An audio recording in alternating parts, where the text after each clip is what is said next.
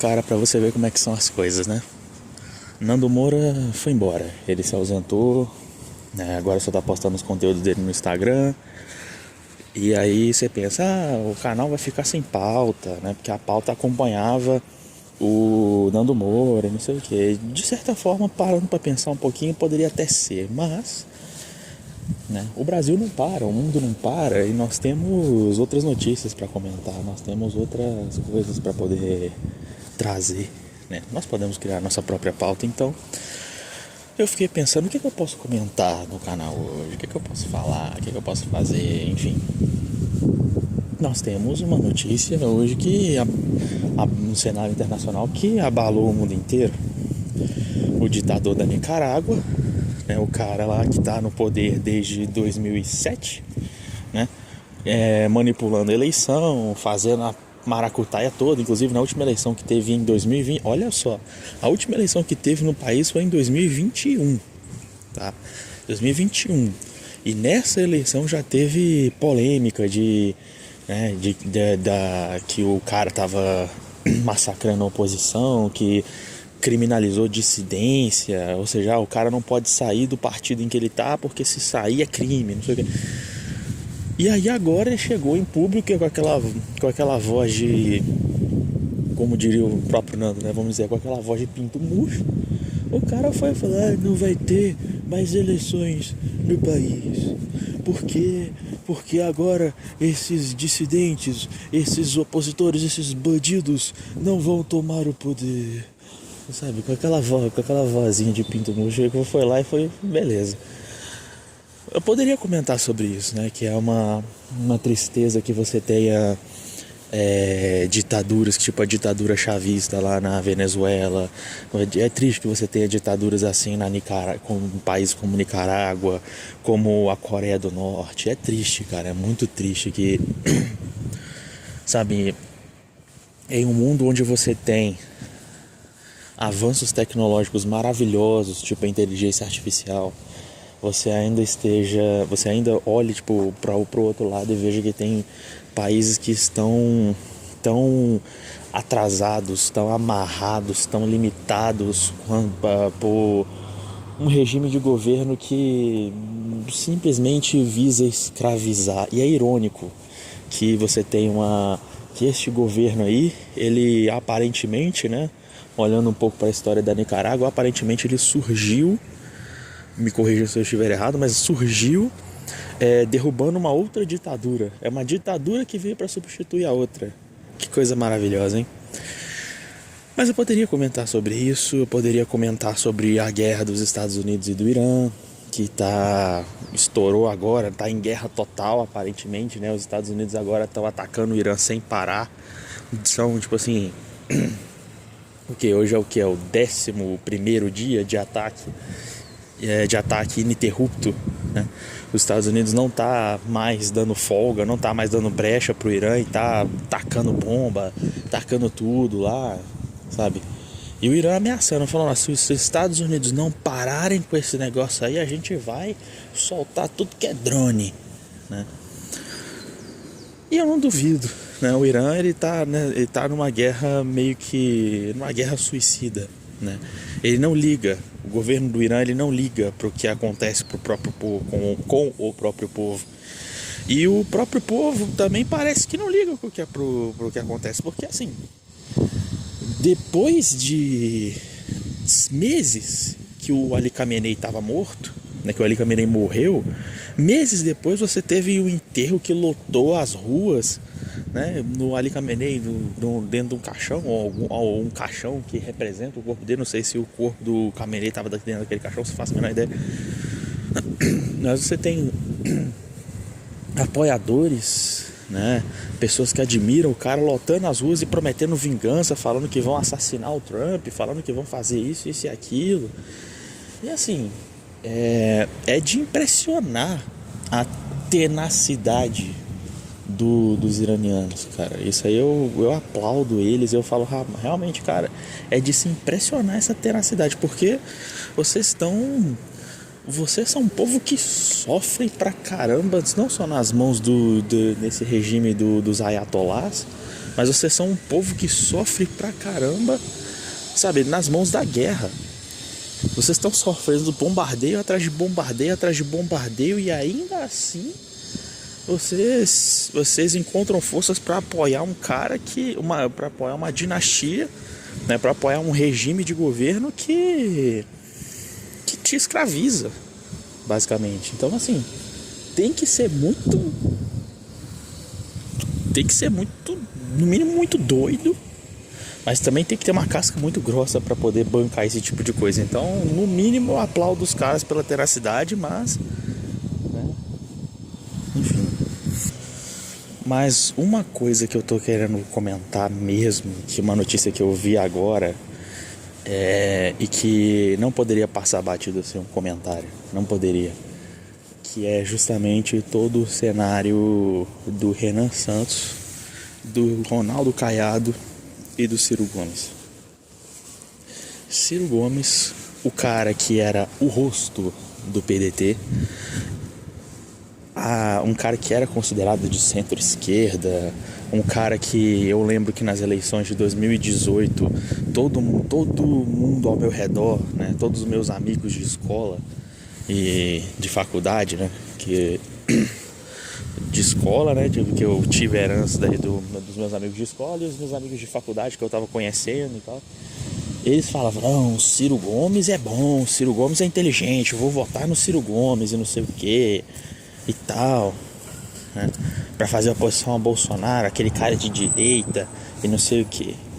Você via o Ciro Gomes, que era a cara da direita, era a opção, era a grande opção à direita, o grande intelectual, grande opção à esquerda, na verdade, o grande intelectual de esquerda, porque você não tinha mais o Lula, e não era o Fernando Haddad, só que o Haddad, né, só tava lá porque era o poste do Lula, e ninguém confiava no Haddad, o Haddad era odiado, mas não sei o que, enfim. Hoje em dia, o Ciro Gomes, ele se encontra no PSDB. Cara, como que a política muda, né, cara? Porque você tem pessoas tipo o Ciro Gomes, que era do PDT, que apoiava, que era a cara da esquerda, agora o cara foi pra direita, né? Entre muitas aspas, né? Porque PSDB não é exatamente direita, mas enfim, foi por muito tempo o partido da direita no Brasil, mas o cara foi pro PSDB, e aí você tem pessoas tipo Geraldo Alckmin, que era do PSDB e hoje se encontra como vice-presidente do Lula. Mas beleza, até então tudo bem. Ciro Gomes foi para o PSDB, estava apoiando Aécio Neves. Aécio Neves resolveu desistir da sua pré-candidatura à presidência da República. E Ciro Gomes está aí aguardando o Aécio para ver o que vai ser feito, né? Porque agora ele tem, né? Ele tem que se alinhar, tem que bater bola com o Aécio para ver o que ele vai fazer, né? Ele não pode mais sair batendo boca, né? Bocudo do jeito que ele sempre foi. Ele tem agora que seguir um livro de regras, uma cartilha, não sei o que. Se é que já não tinha que fazer antes, mas enfim.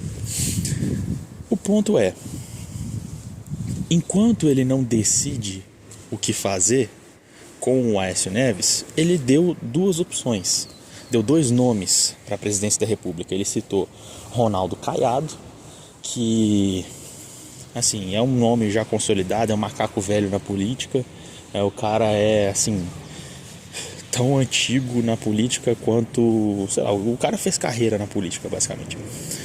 Ronaldo Caiado. E você tem o Renan Santos. A coisa que mais me surpreendeu, o apoio, a declaração de apoio, por mais que ele tenha colocado ressalvas, falando que não, que aqui e ali ele exagera um pouquinho, mas ele fala muitas verdades, ele é um cara muito verdadeiro e eu gostaria de dar meu apoio para ele. Isso me surpreendeu muito. E me surpreendeu mais ainda a declaração do Renan, falando que se sente lisonjeado, que o Ciro Gomes é um cara inteligentíssimo e não sei o que. Me surpreendeu porque eu fiquei assim, rapaz, realmente, os caras, eles se vendem muito, né, cara, quando se trata de política, eles se vendem muito. muda de partido, muda de posicionamento, muda de espectro dentro da política conforme vai mudando os interesses, né? Logo o Renan Santos, que já bateu muito no Ciro Gomes, o MBL bateu muito no Ciro Gomes. O Ciro Gomes falava que os caras, sei lá, era fascistoide, nazistoide, aqueles xingamentos que só o Ciro Gomes sabe fazer. E hoje em dia você tem os caras se aliando, né? Você tem um crescimento vertiginoso do nome do Renan Santos em cima de nomes da política que já não querem mais concorrer para a presidência da República, né? O Aécio Neves não quer mais concorrer para presidente da República. O Ciro Gomes, que concorreu e bateu na trave, né? Não chegou aí no segundo turno, mas ficou em terceiro lugar nas eleições que ele disputou, nessas últimas eleições que ele disputou. Ele agora está querendo concorrer parece que ao cargo de governador do Ceará, né? Que é o curral eleitoral dele. O Ceará, ele tem muito voto lá e é provável que ele ganhe, né? Porque, é o estado onde ele tem mais força. Então, assim, o Renan Santos ter esse tipo de apoio mostra que realmente, sabe, por aquilo que eu falei no meu vídeo anterior, dizendo que o Renan Santos é um pano de pia na cozinha da política, tipo assim, o cara não é o que tem mais valor ali dentro, entendeu? Mas assim, cada vez mais, a cada dia mais ele cresce, a cada dia mais ele vai conseguindo apoio, cada dia mais ele vai fazendo com que o nome dele seja grande, seja conhecido no meio da política. Cada vez mais ele vai trazendo valor para dentro do partido dele. E isso, para o Partido Missão, para o MBL, é valoroso demais. É valoroso demais. Por quê? Porque assim como todo mundo está falando, e eu já estava falando isso há muito tempo, né? Não vou ser aquela pessoa que fala, eu avisei primeiro e tal, porque essa estratégia era clara. Mas o Renan Santos, ele não vai conseguir se eleger para presidente da República, por mais que ele tenha todo esse apoio. Por quê? Porque ele é um nome muito novo de um partido que acabou de surgir. O cara não tem história nenhuma na política, o cara tá construindo a rede de apoio dele agora, entende? E tá indo contra dois dos nomes mais poderosos da política brasileira, sabe, desde a redemocratização. O cara tá indo contra o Lula e o cara tá indo contra não é mas é Bolsonaro, entende? É o que aconteceu em 2022, é Lula contra Bolsonaro de novo, entendeu? E esses são os dois maiores nomes da política brasileira desde a redemocratização, entende? Então assim, cara, é muito difícil que o Renan Santos consiga passar para o segundo turno. Eu não acho que ele vai passar para o segundo turno, muito menos ganhar as eleições, não acho. Mas é aquilo que eu falei no meu vídeo de ontem. Um partido político não é feito de uma eleição só, não. Não é feito de uma eleição só. Um partido político, ele vai se construindo conforme as eleições. Você acha mesmo que o Partido Missão vai acabar? O MBL vai acabar? Se o Renan Santos perder a eleição de 2026? Não vai, cara. Não vai. É estratégia. Da mesma forma que o Renan Santos, que o Nando Moura, ele coloca, não, que o Mestre do Capitalismo vai ser a última edição, eu não sei quando é que vai ter de novo, e sempre tem uma nova edição do Mestre do Capitalismo. O Renan Santos fala, não, a chance é agora, se não me colocar agora, o Brasil acaba, não sei o que e tal. O Brasil vai continuar. O Brasil só não vai continuar se der uma guerra global aí por conta dos Estados Unidos e Irã e China e Rússia e Coreia do Norte, a peste toda. E aí tacar uma bomba no Brasil e o Brasil acaba. Mas antes disso não vai acabar não. O MBL também não vai acabar não. Vai continuar. E a estratégia é essa. Entendeu? É conseguir o máximo de apoio possível, conseguir angariar o máximo de apoio possível para chegar lá nas eleições e divulgar o nome do partido, divulgar o nome dos candidatos, sabe?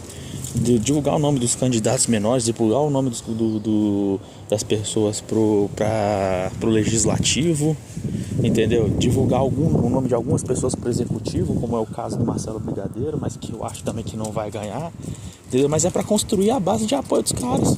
Eles estão construindo isso agora, entende? Então eu não acho, definitivamente eu não acho que vai acabar. E eu acho que a estratégia deles é justamente essa, de vamos começar a construir a nossa base de apoio agora, para que chegue em 2030 ou sei lá em 2034, não sei, para que a gente tenha sim condições de apresentar uma candidatura forte para a presidência da República e quem sabe ganhar. E aí que eu falo, quem que vocês acham que vai estar lá batendo nas felinas e tal? Eu não preciso dizer o nome, todo mundo já sabe, porque assim, né? Isso se ele não tiver preso, aí já é outra história, mas aí, sendo nos próximos capítulos, vamos ver o que vai se desenrolar, mas, né, a pauta de hoje é essa.